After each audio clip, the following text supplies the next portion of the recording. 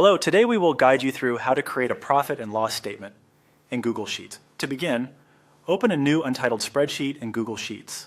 Starting with a blank sheet gives you a clean workspace and makes it easier to organize your financial information clearly from the very beginning. A profit and loss statement, sometimes called an income statement, is used to compare the money coming in against the money going out. So keeping the layout simple is very helpful. Once the spreadsheet is open, enter a sample title at the top of the sheet. This title should clearly identify what the document is, such as a profit and loss statement for a business, project, or time period. Adding a title first helps set the context for anyone viewing the sheet later, and it also makes your document look more complete and professional.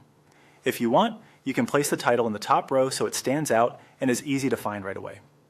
Next, enter your revenue section. This is where you'll list the income your business or project has generated. Revenue is the starting point of a profit and loss statement because it represents the total amount earned before expenses are taken into account. As you enter this section, keep the information clear and grouped together so it's easy to read.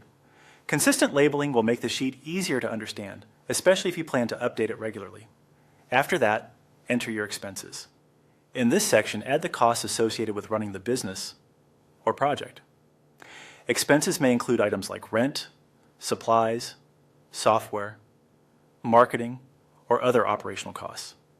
The goal here is to capture the outgoing amounts as clearly as you captured revenue. Keeping expenses organized is important because this section will help determine whether the final result is a profit or a loss.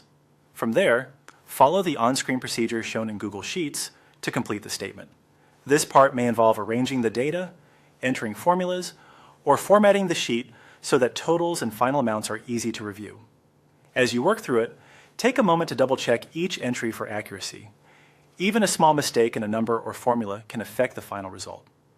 When everything is in place, you should have a basic profit and loss statement that shows income, expenses, and the overall financial outcome.